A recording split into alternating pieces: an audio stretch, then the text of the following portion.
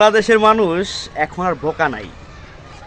Course বিক্রি করে কোটি কোটি টাকা আত্মসাৎ করার পরে এখন আপনি সাধু সাজতেছেন, বড় জুব্বা পরে আপনি এখন রং বদলাইতেছেন। হ্যাঁ, আপনি ট্রেডার, আপনি ওইটা সেইটা, ঠিক আছে।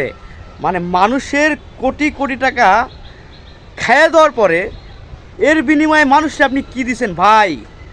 মানুষ যখন খেপবে তখন কিন্তু কিছু মানবে না। এই দেশের প্রধানমন্ত্রী, তার এত ক্ষমতা, সে কিন্তু দেশে টিকতে পারে না। আপনি সাধারণত একজন ট্রেডার, আপনি বেশি দিন মার্কেটে থাকতে পারবেন না।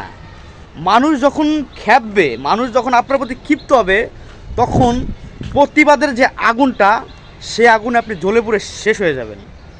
আপনি এখন সাধু সাজতেছেন, আমি কোর্স বিক্রি করি নাই, আমার কোর্স বিক্রি করে আমি আমার স্টুডিও খরচ, আমি আমার এই খরচ সেই খরচ চালাইতে পারি নাই, তাই না?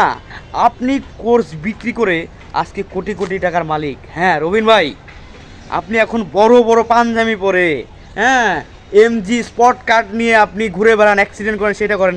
হ্যাঁ, এই যে কয়দিন আগে অ্যাক্সিডেন্ট করলেন, এটা আপনার কপালের দোষ, ঠিক আছে। আপনি মানুষের কোটি কোটি টাকা আত্মসাৎ করে আজকে আপনি কোটিপতি। আপনি যে একজন প্রফেশনাল ট্রেডার, এটা আমি কোনো দিন স্বীকার যাব না। কারণ প্রফেশনালিজম কতটা মানে অ্যাডভান্স, বা একজন ট্রেডার কতটা অ্যাডভান্স, সেটা তার মানে অ্যাটিটিউড, সেটা তার মানে বোঝানোর ক্ষমতা দেখলে বোঝা যায়। আপনি সারা দিন সারা রাত বসে আপনি ইন্ডিয়ান যে বড় বড় ইউটিউবাররা আছে বা ট্রেডাররা আছে, তাদের ভিডিও অ্যানালাইজ করে বাংলায় আপনি ট্রান্সলেশন করে দেন আপনি ওই ভিডিওগুলো মানুষকে বুঝাইছেন। আর বাঙালি যারা নতুন ট্রেডার, এরা তো বুঝতে পারে নাই, তারা এখন বুঝতেছে যে আমরা আসলে কি ভুলটা করছি।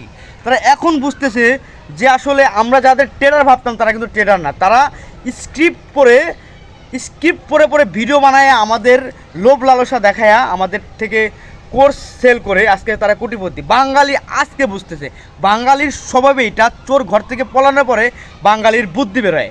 সেম একই অবস্থা আমাদের। সো এটা আমাদের সরলতা, এই সরলতাকে কাজে লাগায় রবিন আপনি আজকে কোটি কোটি টাকার মালিক। আপনি ট্রেডিং করে কোটি টাকা কামাইছেন, কিন্তু আপনি কোর্স করে হাজার হাজার কোটি টাকা, হাজার করে না, কোটি টাকা কামাইছেন। সো মানুষ ক্ষিপ্ত হবে একদিন আপনার পিছে, এইভাবে সেম এইভাবে লাঠি নিয়ে আপনার দাবড়াবে, ঠিক আছে।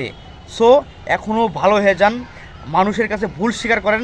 সো ভালো থাকবেন, আসসালামু আলাইকুম।